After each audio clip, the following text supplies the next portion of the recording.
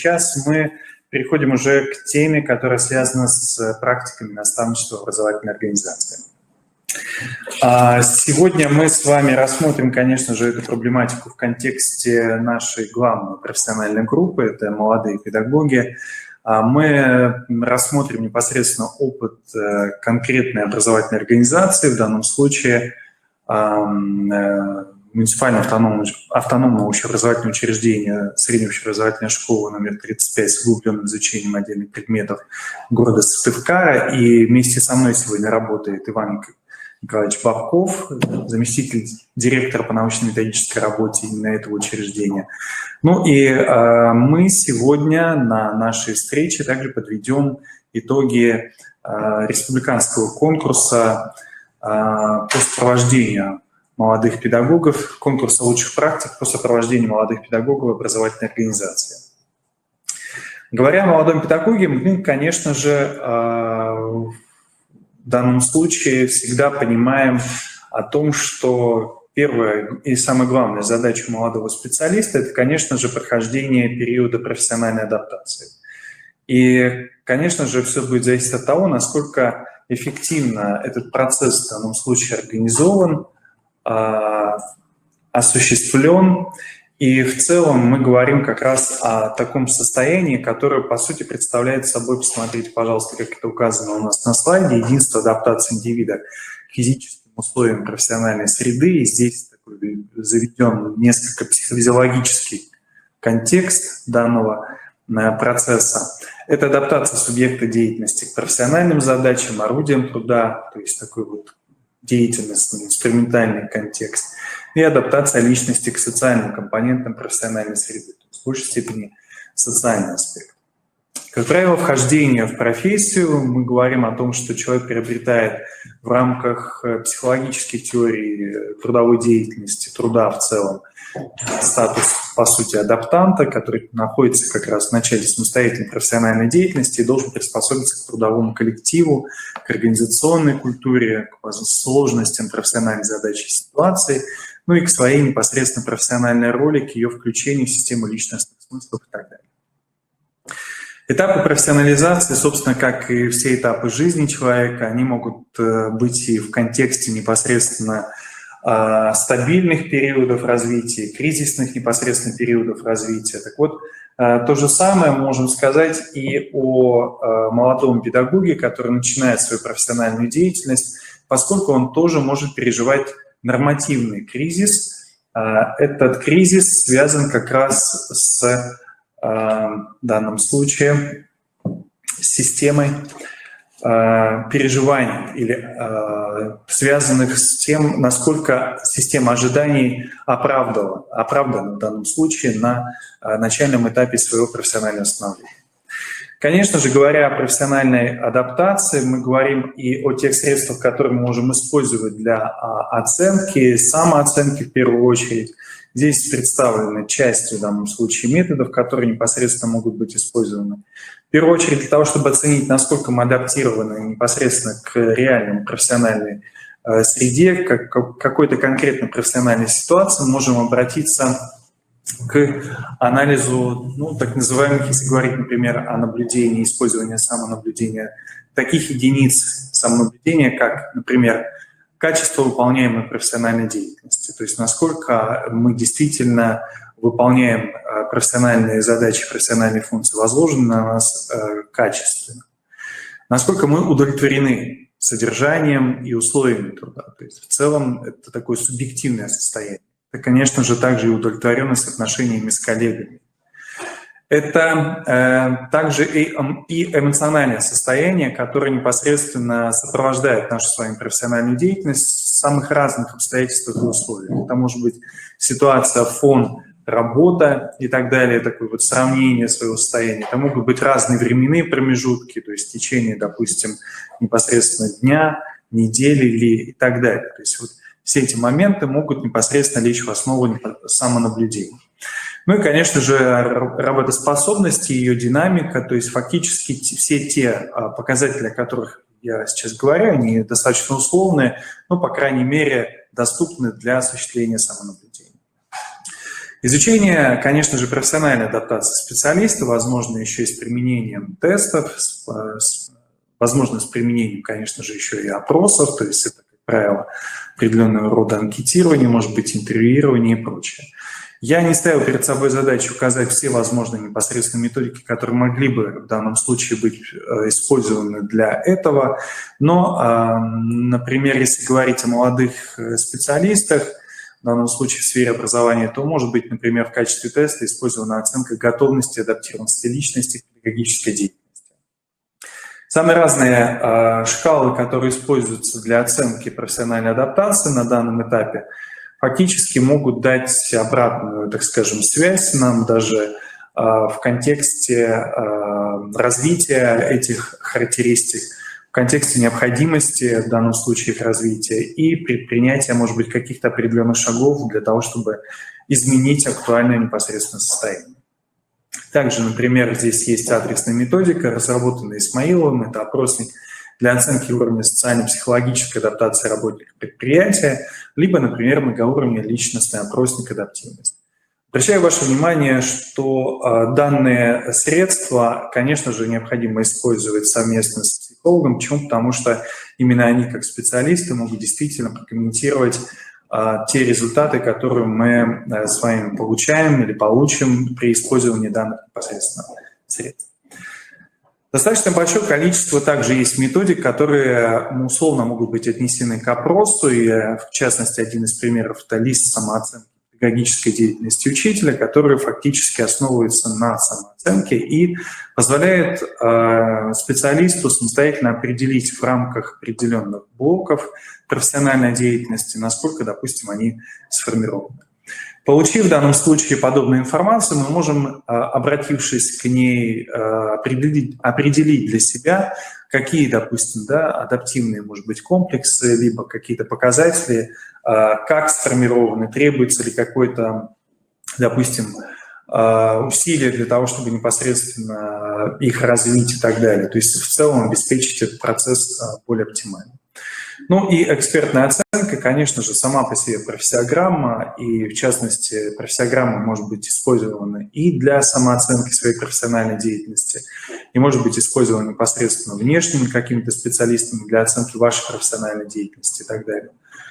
Для того, чтобы понять, насколько действительно необходимые, допустим, и обозначенные в профессиограмме качества, например, личности, требования, допустим, каким-то профессиональным действиям, функциям и так далее развиты.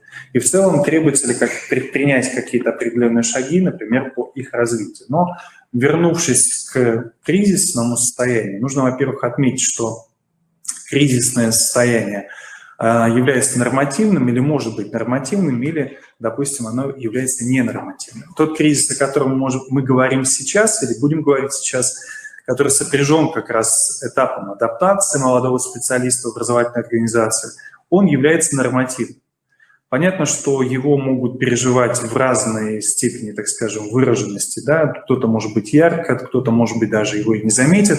Но в целом, посмотрите, пожалуйста, всегда кризис личности – это такое особое состояние внутренней психической напряженности, которое обусловлено всегда определенными противоречиями. То есть противоречие, допустим, личностного и профессионального развития человека, если говорить в данной формулировке и так далее.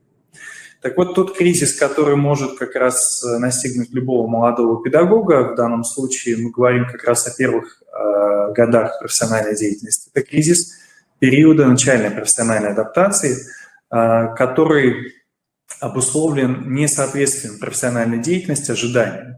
И как раз вот этот кризис профессиональных экспектаций. То есть в чем он выражается, как здесь обозначено? Это неудовлетворенность организации труда, его содержанием, должностными обязанностями, производственными отношениями, условиями работы, зарплаты и так далее. То есть фактически, действительно, когда человек получает профессиональное образование, он выстраивает определенную непосредственную систему ожиданий, и мы с вами понимаем, что образовательные организации, находясь в самых разных непосредственно даже урбанистических средах и так далее, будут отличаться. Но в целом это действительно так. Как правило, несколько выходов могут быть, и здесь вы видите, что чаще всего мы рассматриваем их в контексте конструктивизма, то есть конструктивный на выход из этого состояния, или, например, деструктивный. Конструктивное – это когда, по сути, данное состояние, то есть переживание внутриличностный какой-то конфликт, либо противоречие, вызывает непосредственно активизацию профессиональных усилий для того, чтобы обеспечить в данном случае активное профессиональное развитие и, соответственно, приобретение опыта работы как такового. Ну, а вот деструктивно – это, конечно же, когда человек принимает решение о том, чтобы оставить непосредственно данное место работы и так далее, либо уволиться вообще, поменять сферу деятельности и так далее.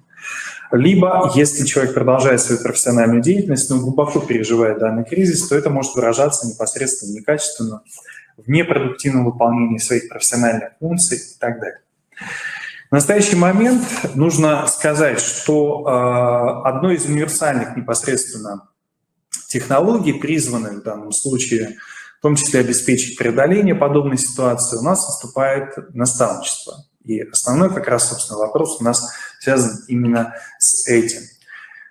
Целью в данном случае наставничества, если мы говорим о молодых педагогах, то есть по сопровождению молодого специалиста, как это обозначено непосредственно в целевой модели наставничества, заключается успешное закрепление специалиста на месте работы или в должности, повышение профессионального потенциала и уровня, а также создание комфортной профессиональной среды внутри образовательной организации, которая позволяет в данном случае реализовывать актуальные педагогические задачи на оптимальном или даже высоком уровне.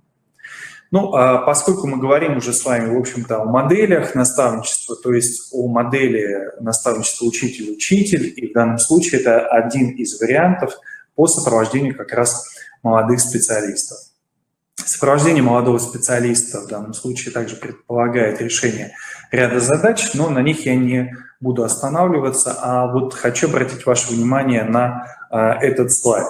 В данном случае Национальный ресурсный центр наставничества «Ментори», прежде чем предложить в данном случае методологию наставничества, он провел исследование для того, чтобы, и одним из показателей в данном случае, это, конечно же, эффекты для наставника в данном случае и наставляемого от участия во взаимодействии в рамках непосредственно программ наставничества. Так вот, по мнению наставников, которые в данном случае опробировали данную модель, реализация программы наставничества повышает уровень удовлетворенности собственной работы, повышает уровень благоприятной эмоциональной атмосферы в коллективе и развивает так называемые мета-навыки педагогов. Но вы видите, что все они соотносятся с такими компетенциями, как 4К и так далее.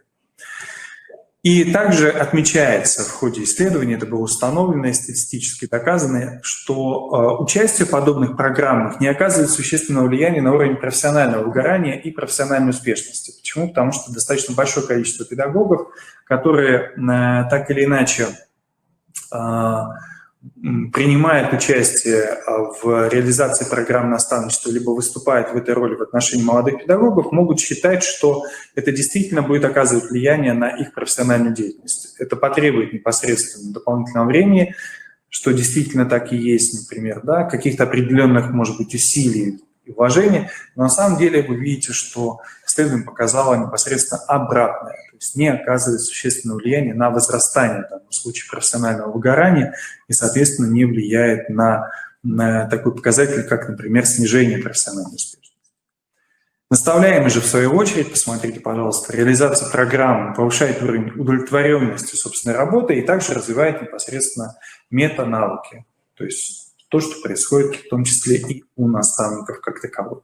Еще буквально несколько слов. В данном случае вот в этой форме наставничества учитель-учитель у нас, как правило, наставником выступает непосредственно опытный педагог, имеющий профессиональные успехи, в данном случае, может быть, признанный и так далее, склонный, конечно же, к активной, к общественной работе, лояльный участник педагогического школьного сообщества.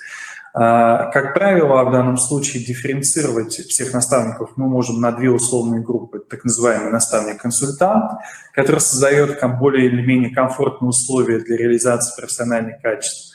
Он помогает с организацией образовательного процесса, с решением конкретных задач и так далее.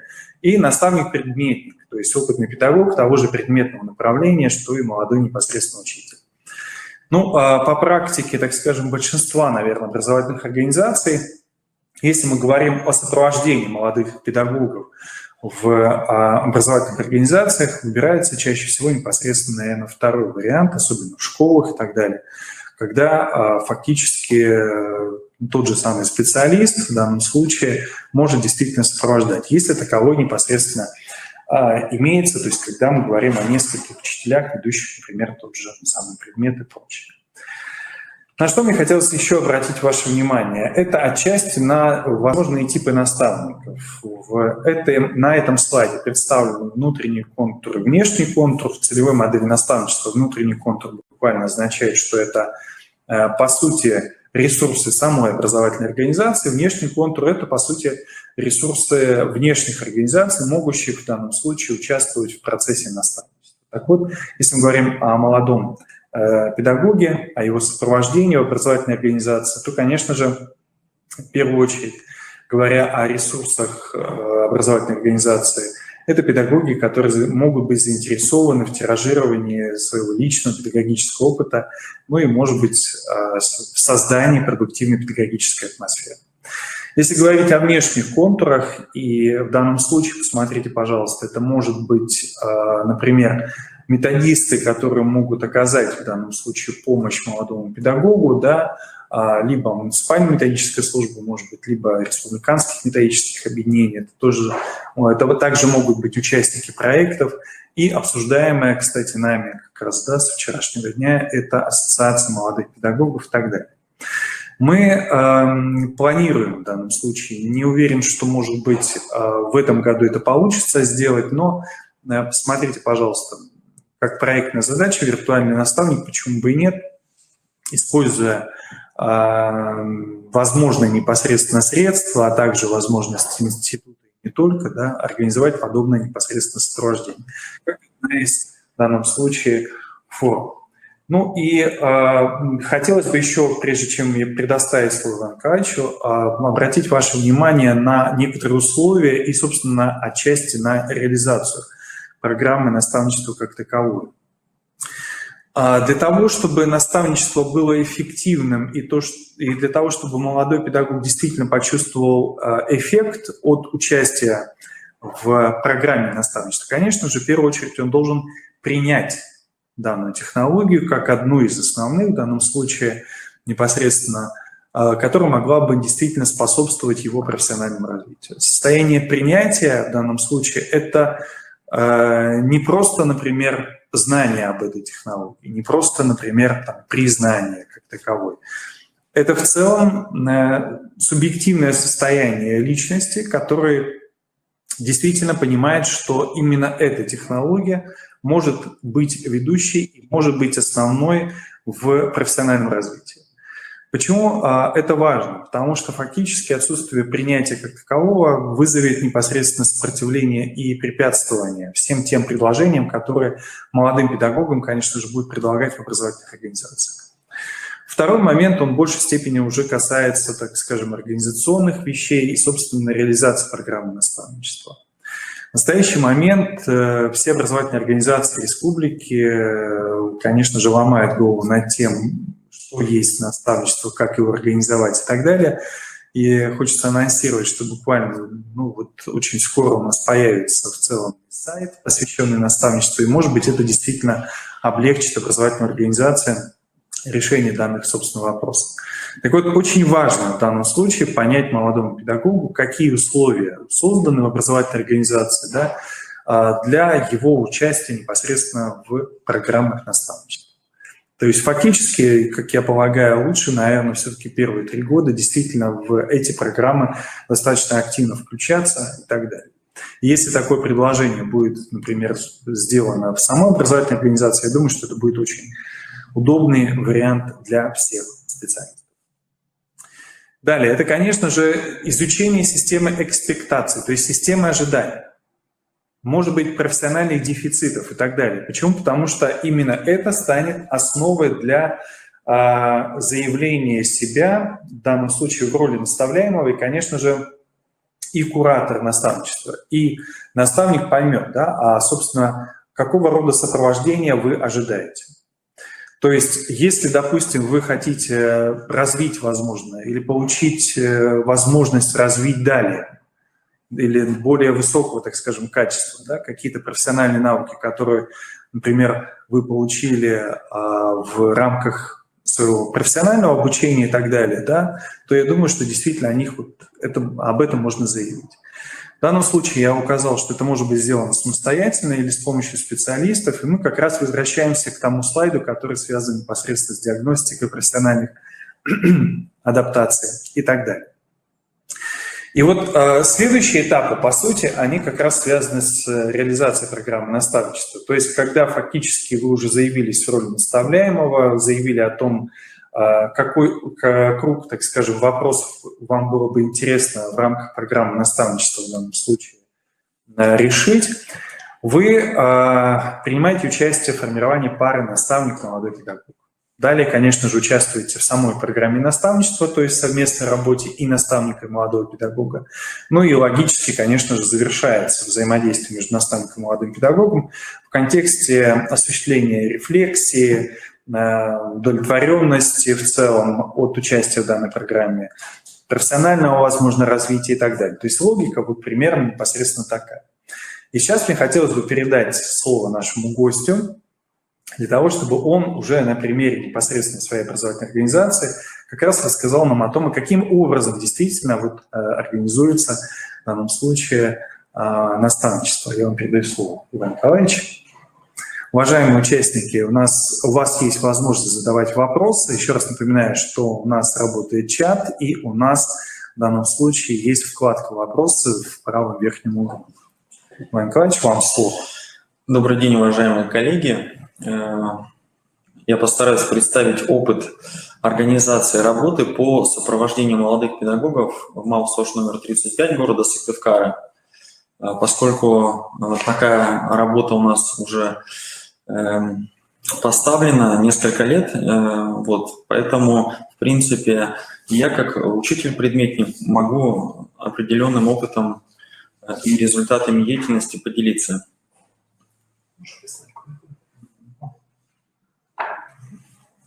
Понятно, что сегодня вопрос организации наставничества в школе, он актуальный. Во-первых, особенность работы начинающих педагогов в том, что с первого урока у них те же обязанности и та же ответственность, что и у опытных учителей. И молодые специалисты боятся совершить ошибку, что-то упустить. И для более легкой адаптации молодежи необходимо создать условия.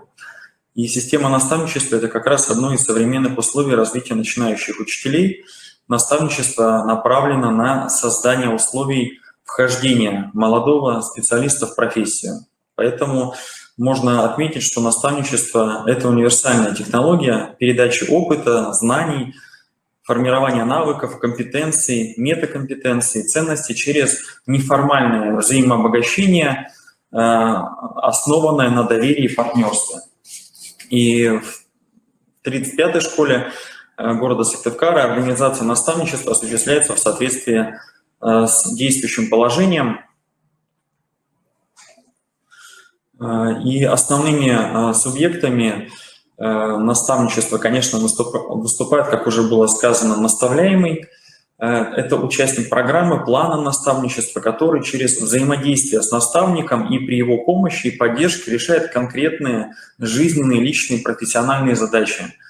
Наставляемый приобретает новый опыт и развивает новые навыки и компетенции.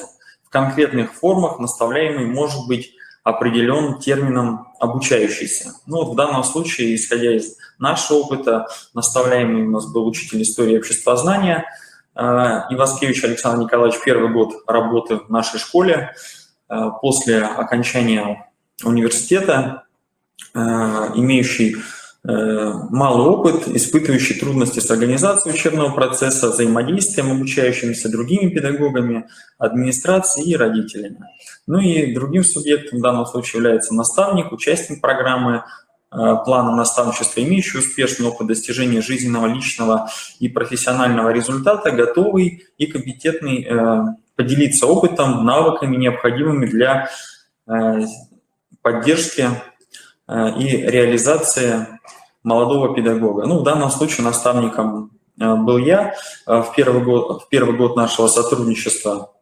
Вот. Ну и мы в данном случае представим основные наши направления деятельности. Ну, во-первых, что касается еще организационных основ наставничества в нашей школе, то, конечно, необходимо отметить, что назначение наставника и наставляемого определено приказом, который, в принципе, каждый год этот приказ у нас есть, он формирует пары наставника и наставляемого. То есть такой приказ в нашей школе, он организационный и ежегодный. Кроме того, стоит отметить, что организация наставничества между мной и Александром Николаевичем началась еще в период прохождения им производственной практики на базе нашей школы, когда он в качестве студента историка в феврале 2019 года проходил педагогическую практику в нашей школе. Ну и успешное прохождение производственной практики позволило ему в конечном итоге стать учителем истории обществознания в нашей школе с августа 2019 года. Вот, поэтому это особенность нашего взаимодействия, что мы уже знали друг друга до момента, когда Александр Николаевич стал учителем истории обществознания нашей школы.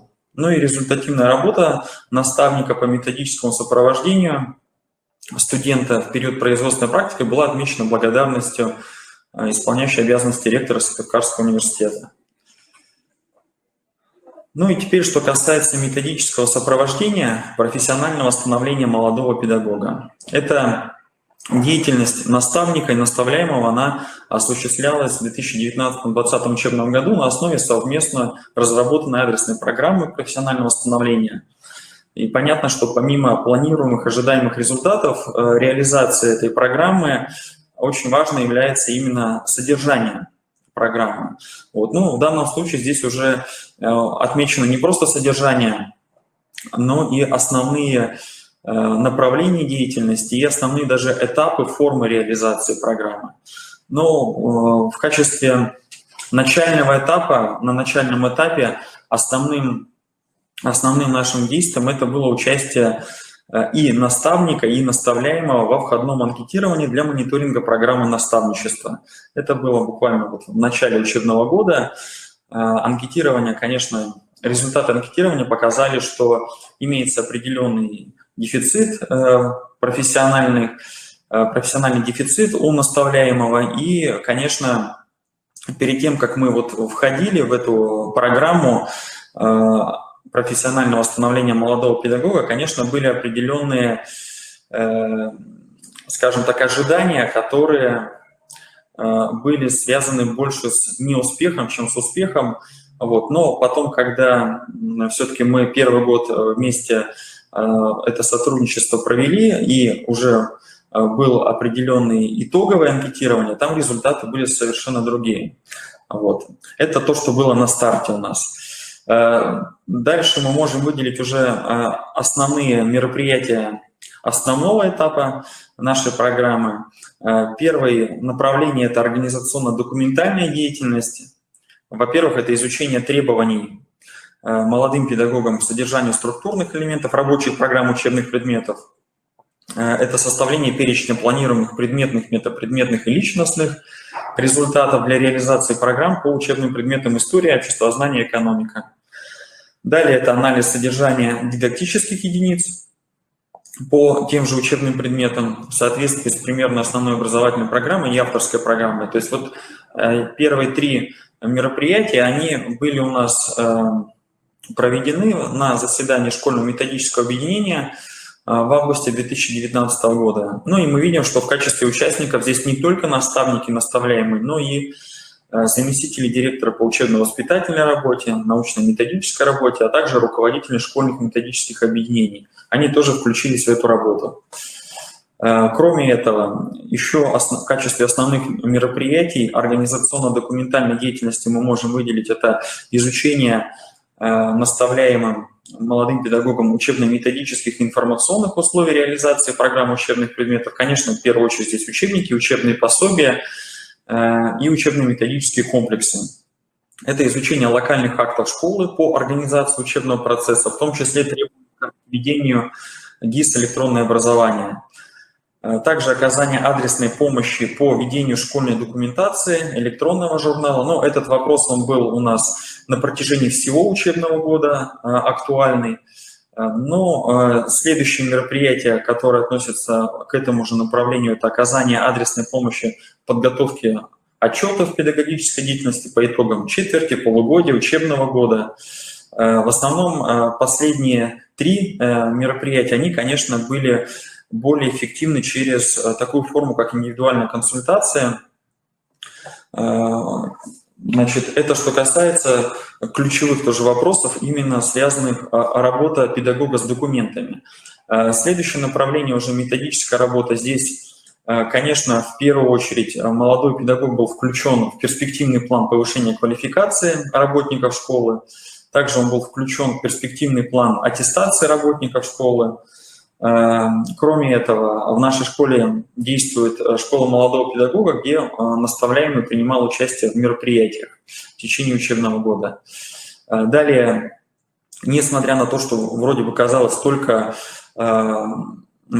прошел обучение и освоил программы переподготовки в университете, молодой педагог, тем не менее, он также был направлен на курсы повышения квалификации по вопросам общепедагогической КТ-компетентности учителя. Курсы на муниципальном уровне проводились. Кроме этого, участие в мероприятиях Дня молодого педагога, это уже мероприятия проводились на республиканском уровне, Коми-республиканским институтом развития образования. Отдельное направление, которое чуть позже раскрою, это взаимопосещение урока, потому что это на самом деле ключевая форма работы в рамках методического направления. Следующее, конечно, молодой педагог, он продолжил обучение уже по магистерской программе «История» в Сыктывкарском университете. Это еще очень важное. Ресурс был для молодого педагога и для его профессионального становления. Далее, значит, участие молодого педагога в федеральном проекте «Развивающее образование для всех. Технологии универсальные учебные материалы». Ну, в данном случае организатором является образовательная система «Школа 200», где мы вот активно с этим институтом сотрудничаем. Далее молодой педагог посетил уроки и внеурочные мероприятия в рамках муниципального этапа Всероссийского конкурса «Учитель года-2020» и участие наставляемого в качестве слушателя в международном методическом семинаре «Эффективный учитель для эффективной школы», который проводился в мае 2020 года Коми-республиканским институтом развития образования. Теперь третье направление, которое тоже вот часто бывает, что не рассматривают, да, хотя мы должны понимать, что все-таки если речь идет о сопровождении молодым педагогам, то, конечно, это сопровождение включает в себя не только методическую работу, не только работу, связанную с документами, но и, конечно, это работа по сопровождению учащихся.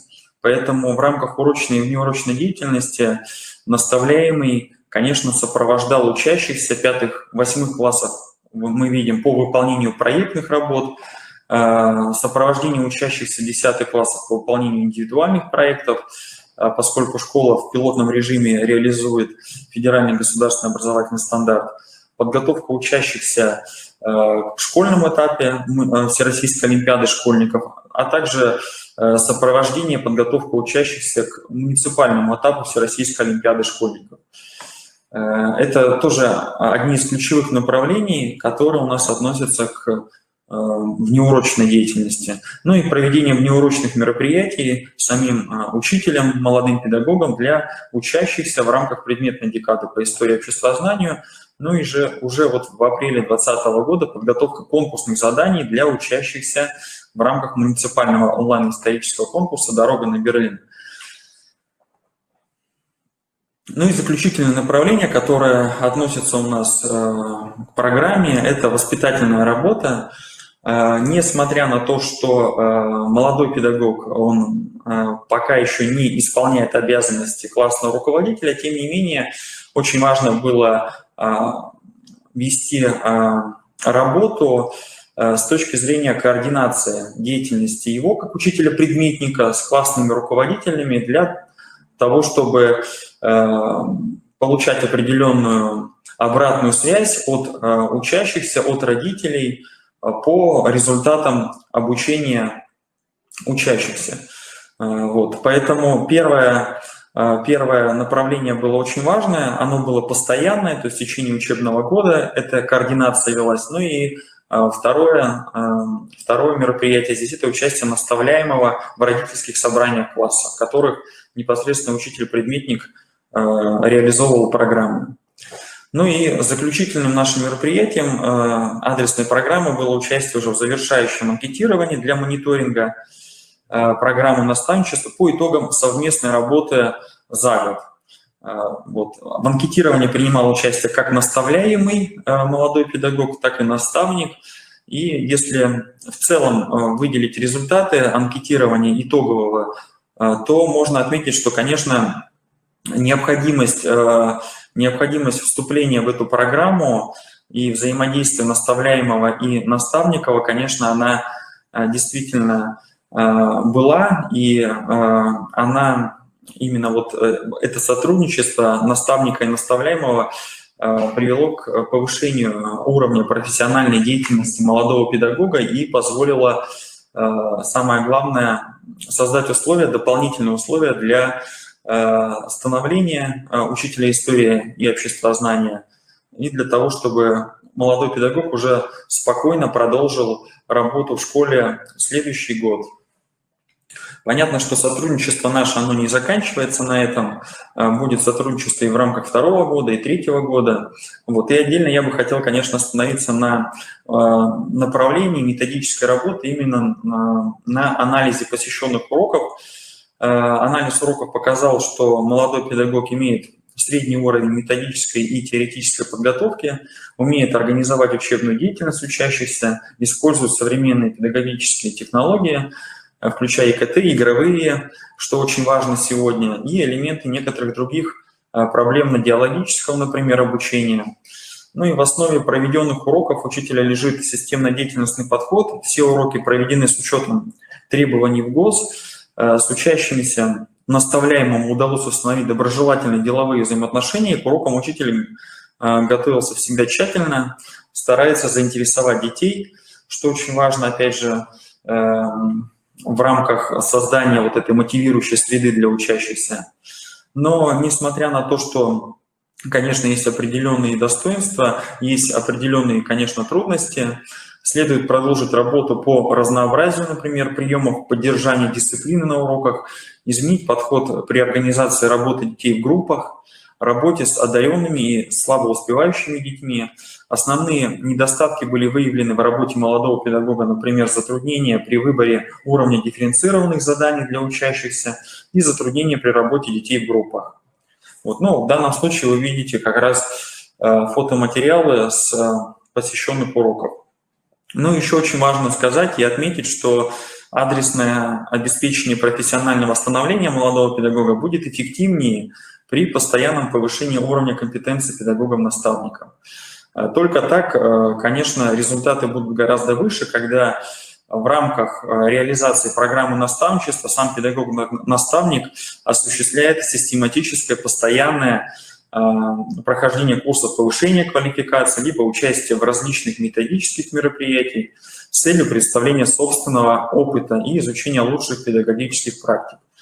Ну и в данном случае вы видите, что обучение педагогам-наставникам оно осуществлялось и осуществляется, причем не только по различным аспектам реализации в ГОС, но и по особенностям организации системы наставничества в школе.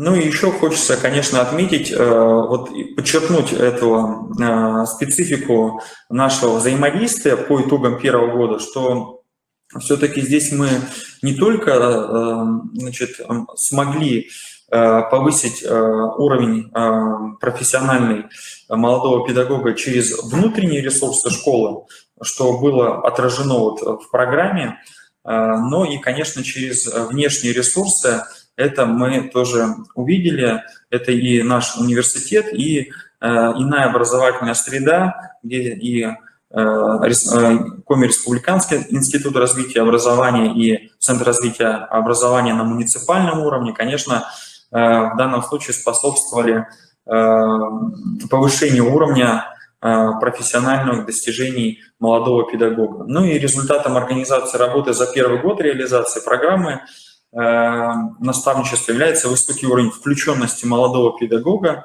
в педагогическую работу, культурную жизнь образовательной организации.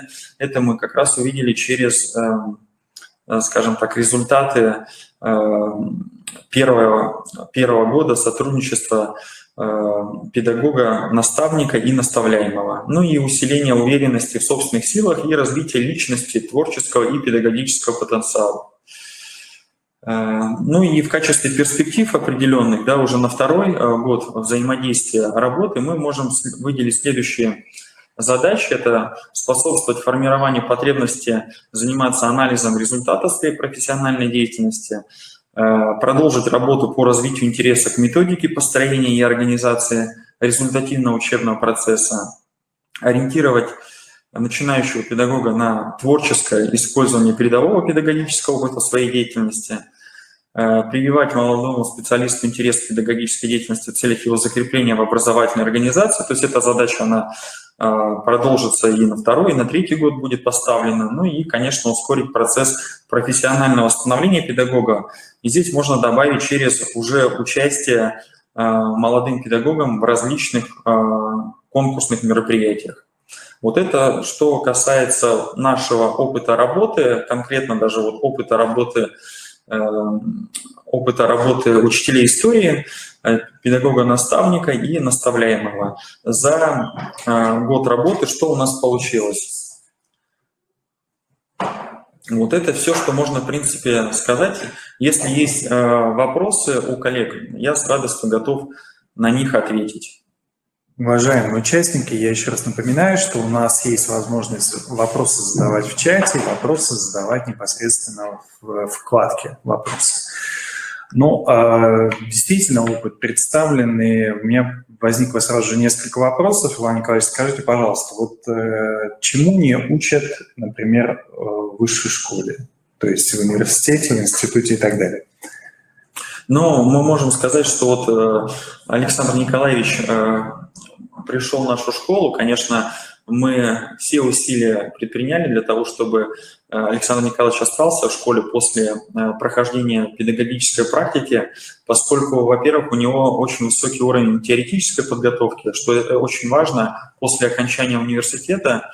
Вот. Но для того, чтобы продолжить уже развитие педагогической деятельности, для того, чтобы вот те, может быть, знания, которые у него были, очень важно, чтобы они все-таки постепенно формировались в компетенции, переходили вот в эту практическое направление, которое очень важно, потому что школа, она действительно учит уже решать конкретные жизненные педагогические задачи, потому что педагог абсолютно оказывается в разных ситуациях, и, конечно, эти ситуации бывают разные, и они, конечно, требуют, ну, бывает, что оперативного решения, и, конечно, для того, чтобы это решение предпринять, необходима помощь не только, то есть не только свои усилия, но и помощь педагога-наставника, и помощь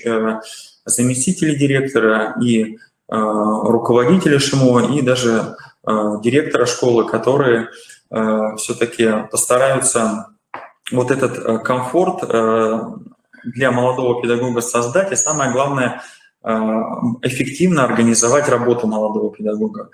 Это, наверное, самая главная задача вот, института наставничества в школе в том числе. Потому что когда и я был молодым педагогом не так давно, в принципе, очень важно было, чтобы постоянная была вот эта поддержка и методическое сопровождение учителя не только со стороны учителей-предметников, но и, конечно, со стороны заместители директора, потому что вопросы бывают абсолютно разные, вопросы во многом не только предметные, но и вопросы организационные. Поэтому, конечно, вуз свою задачу, он, конечно, выполняет, но школа должна дальше продолжать развивать эти компетенции. Можно ли сказать, что, например, в ВУЗе формируются непосредственно вот так называемые hard-компетенции, а, в общем-то, школа на первых этапах особенно достаточно активно развивает софты, то есть мягкие, ну, например, связанные с умением работать с разными адресными категориями обучающихся, с умением работать с родителями детей и так далее? Ну, конечно, во многом работа уже в школе, она направлена на совершенствование тех компетенций, которые уже имеются, конечно. Но если мы вот будем систематизировать эти компетенции по группам, да, то, конечно, предметные компетенции, они во многом действительно формируются в ВУЗе. Вот. А что касается, например, методических компетенций, что касается, например, ИКТ-компетенции там, и психолого-педагогических, конечно, с одной стороны, они будут совершенствоваться, да, с другой стороны, ну, по работе в школе, конечно, может очень, скажем, даже вот основа определенная закладываться в работе молодого педагога. Поэтому что-то будет действительно развиваться, а что-то будет и закладываться. Вы еще отметили достаточно такой важный момент, это когда сам непосредственно наставник принимает решение относительно своего собственного профессионального развития. Мы видели непосредственно ссылку, что вы проходили в данном случае, это было повышение квалификации или семинар? Это было повышение квалификации, но при этом это, да, повышение квалификации, оно, скажем так, имело онлайн и офлайн, то есть вот в рамках офлайна был и семинар еще проведен, и в данном случае вот сертификат – это как раз уже по итогам участия в семинаре. Но параллельно были еще и курсы повышения квалификации. Скажите, пожалуйста, что у вас лично тогда сподвигло, да, в данном случае пройти еще повышение квалификации? Вы на это обращали внимание, что наставнику тоже очень важно и желательно? Ну, мы на самом деле в течение там, учебного или календарного года, конечно, успеваем проходить достаточно курсов повышения квалификации, потому что тут дело даже связано не то, что мы бежим там за количеством, за каким-то, поскольку у нас достаточно большой фронт работы тоже, и отдельно, например, направления, связанные там с организацией проектной и учебно-исследовательской деятельности в школе, как раз именно вот выбор курсов, которые были представлены, да, в Сколково, они как раз связаны с этим вопросом, то есть как правильно организовать работу в школе по, значит, организации проектной учебно-исследовательской деятельности, то есть как организовать педагогов, как организовать учащихся, поскольку сегодня этот вопрос очень актуален, и у нас уже эта работа поставлена, несколько лет у нас эта проектная деятельность, она осуществляется, поэтому, конечно, в этом вопросе тоже очень важно постоянно быть в тренде и постоянно понимать, какие запросы существуют и какие для этого есть решения, какие есть методики и даже, можно сказать, там кейсы для именно вот организации этого вопроса конкретно. Спасибо. Спасибо, Иван Николаевич. Уважаемые участники, у вас есть возможность задать вопросы. Еще раз обращаю ваше внимание, что вы можете использовать чат, либо использовать непосредственно вкладку. Ну, а я хочу себя лично сказать о том, что Республиканский институт развития образования уже провел несколько непосредственно мероприятий. В данном случае в марте у нас состоялся конкурсная часть, да, фестиваля «Молодые молодым», где непосредственно и наставники, и молодые педагоги представляли непосредственно проекты. И вот сегодня, 30 июня 2020 года, у нас завершается конкурс, республиканский конкурс по лучших практик по сопровождению молодых педагогов в образовательной организации. Если мне позволят вернуться на мою презентацию, мне хотелось бы немножко рассказать об этом конкурсе и, соответственно, рассказать об итогах этого конкурса и поздравить наших призеров и победителей. Ну, конечно же, мы говорим о том, что данный конкурс проводится в целях выявления, поддержки и продвижения или тиражирования лучших мероприятий, программ, практик и так далее, которые связаны именно с сопровождением молодых педагогов в образовательных организациях. Конкурс, конечно же, решал ряд задач, то есть мы подвергли в данном случае экспертизе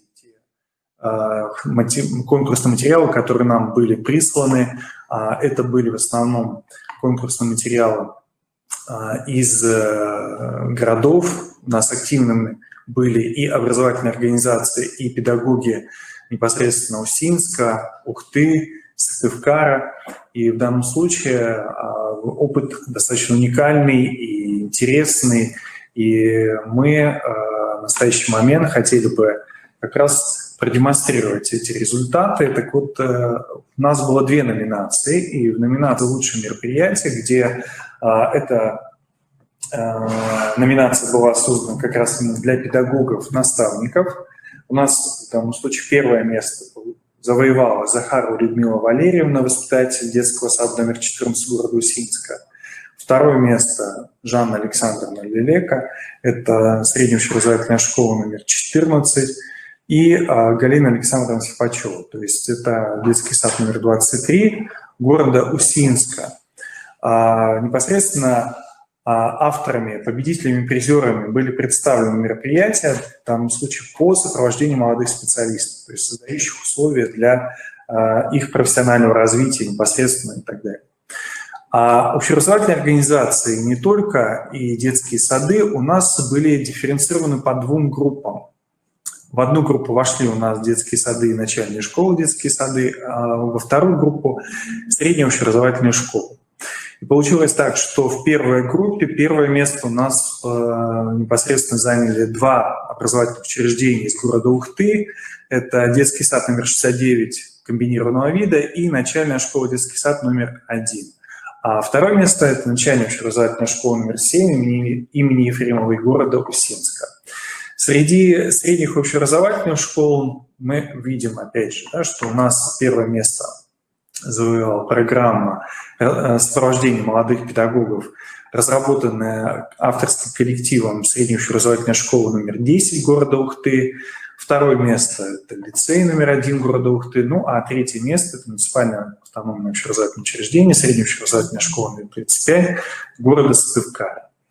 От имени оргкомитета, от имени всех экспертов, которые принимали участие в оценке конкурсных работ, мы поздравляем всех победителей и призеров конкурса. И нужно отметить, что все данные практики, они найдут свое отражение и на портале «Открытое образование Республики Коми» в разделе «Лучшие практики». И часть материалов по решению оргкомитета будет представлена, может быть, не в полном, а в каком-то усеченном виде, в данном случае в журнале «Образование в Республике Коми». Уважаемые участники нашей встречи, дело в том, что данная работа, конечно же, будет продолжена. И институт планирует и линейку вебинаров по наставничеству, и подготовку соответствующих документов, ну а самое главное, это, наверное, запуск сайта, который появится и будет доступен многим образовательным организациям для того, чтобы организовать непосредственно данный процесс наиболее эффективно. Мы желаем всем удачи и успехов. Конечно же, обратить внимание молодых педагогов и специалистов, что действительно наставничество в настоящий момент выступает той универсальной технологией, которая может помочь решить ряд профессиональных трудностей и затруднений. Мы желаем вам успехов, всего доброго, и мы встречаемся с вами уже сейчас на мастер-классах, которые будут продолжением нашей сегодняшней встречи во 2-м дне хакатона. Для этого нам нужно перейти, соответственно, в мероприятие. Уважаемые участники, мы видим, да, что у нас на вкладке пока зафиксировано 70 человек, уже 72 человека. Мы должны зайти на мероприятие, которое называется мастер-класс, и, опять же, зарегистрировавшись, принять в нем участие. Мы сейчас демонстрируем. Выбираем соответствующий мастер-класс, который начинается в 15:35, и в данном случае присоединяемся к группе, к нему. Мы благодарим вас и удачного продолжения хакатона. Всего доброго.